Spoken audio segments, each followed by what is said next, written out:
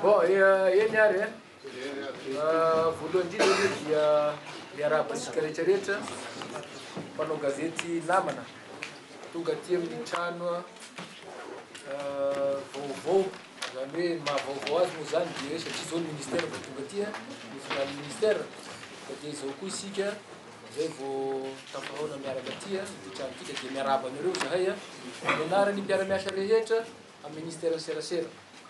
Faharoa manarak'izay moa dia manamafy ny fialan-tsiny amin'ny fahatarana satria na dia teo ny fotoana izay efa voalaza dia misy fandaminana kely zany dia izao sika vao afaka manomboka ny fanambarana ataosika. Ny araky nefa fantatrareo moa zany amin'ny fanasana na tamin'ny alalan'ny radio, télévision na misy ihany koa tamin'ny alalan'ny mail dia ny staff ministère, staff technique moa zany ny fiantsonana ireto satria ny secrétaire général mitariky azy dia staff technique ny ministère zany zahay. Maro aminay ireto ataoko hoe ny 7,7 ireto dia efa mpiasatra anainy tato ministère fa zao kosa zay vao tonga amin'ny andraikitra misy asokaziny fitantanana an'izany ministère izany ka dia mahasiaro moa amin'izany mahatokana andraikitra izany fa misy anjara briky lehibe tokony hoentina amin'ny fanasarana ny asa-sika ity. Koa araky nambarako teo moa zany fizoviana amintsika reto olona manatrika anareo reto fa fianakaviam-be iray aminareo rehetra reo ihany fa nohony zany hoe teneniko teo hoe voatendry hitantana ny ministère amin'izay foibe na direction générale zay misy tsirairay dia zay zany mipetrahany eto.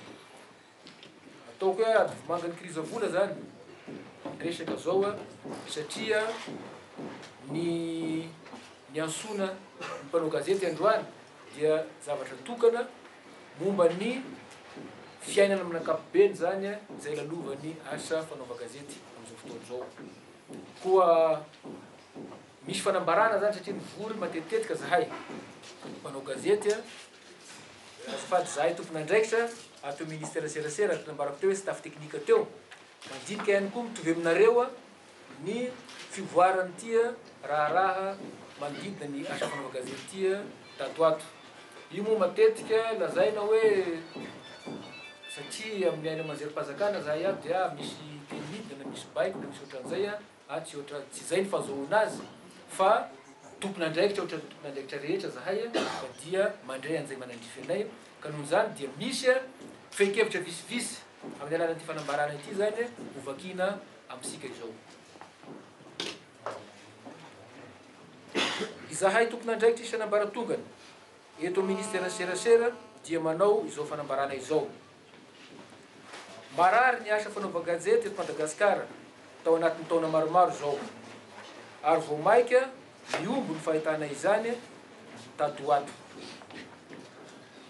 Tsy voahaza ireo lalàna mifehy ny tontolo ny asa fanaova gazety. Mivoana amin'ny iraka ampanaovina azy ny mpanao gazety sasasasa zay iraka mahazatra asika moa zany ary masina tokoa dia ny fanabeazana, ny fanomezam-baovao, ny fialamboly, io moa le azontsika foana hoe éducation, information ary divertissement.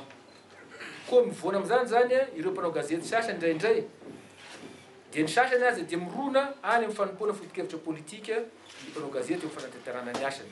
Ny aina manjery mpazakana sy ireo aina manjery sy miankina dia efa imbetsaka noho ny zaka ny voka-drasin'ny zany, na ny mpanao gazety io na ny foto-drafitrasa no iantefany zany voka-drasin'ny zany. Miariary ny fanisakisahana ny lalàna mifehy ny asa fanaova gazety, ny mondo hoe déontologie, ny éthique.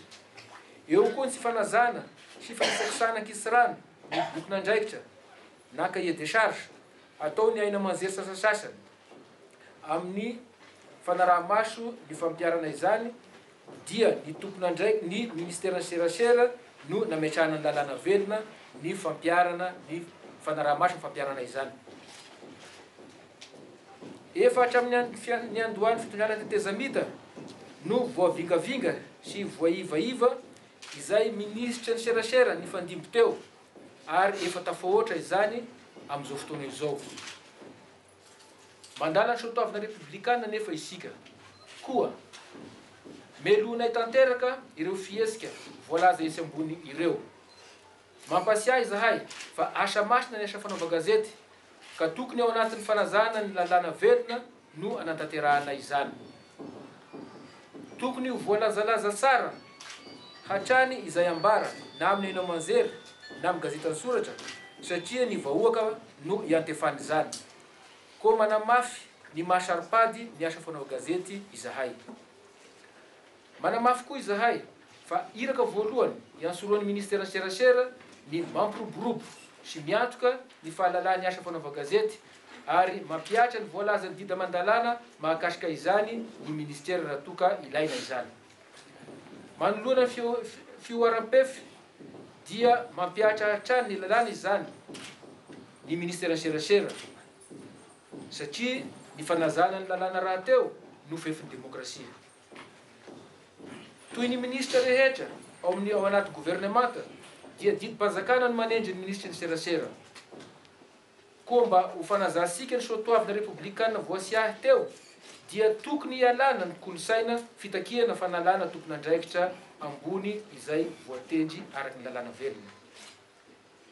Misokatra hatrany ny varavaran'ny ministère serasera ho amin'ny fifanakaloza-kevitra hanasarana ny tontolon'ny asa fanaova gazety eto Madagasikara. Natao teto Antananarivo androany fa 27 Mey taona 2024. Manao sinity ity fanambarana ity moa ny secrétaire général Pilaza Joré Bernardin Lucien, ny talier général ny serasera Ramanakamozy Guy Laurent, ny talier général ny ORTM Ravozanahary Zoary Nirina Fanomezansoa, ny taleny direction d'information et communication Thaïs Gilbert, ny taleny direction d'animation communautaire Rakoto Manana Clément, ny taleny ressources humaines Raoul Tiana Colombe, ny taleny fitantanandraha sy fitantanam-bola Rantelson Lucien, ny taleny misana ny système informatique Andrematoa Rakoto Nirina Nahary Yvon, ny PRMP personne responsable du marché public Ezekiel René, ny directeur ny télévision malagasy Razafy Maefa Henrina Lalao, ny directeur ny radio pirenena malagasy Rasoanaivo Lalao, ny directeur ny infrastructure technique Ramanasoa Zafy-Joelina, ny taleny fitantanam-bola sy ny fitantanan-draharaha amin'ny ORTM Andriamalala Arifetra Julio, ny administrateur délégué ny ANTA Rakotomahary Rufin, ny administrateur délégué ny CEFOM Tanzaniaina Julio, ary misolotena nireo tale paritra sy tale resaparitra dia ny tale resaparitra Nalamanga Bombolava Itasy Ramatoa Volamiranty Dona. Zay tompokoa ny fanambarana avy ety amin'ny staff technique ministère ny serasera.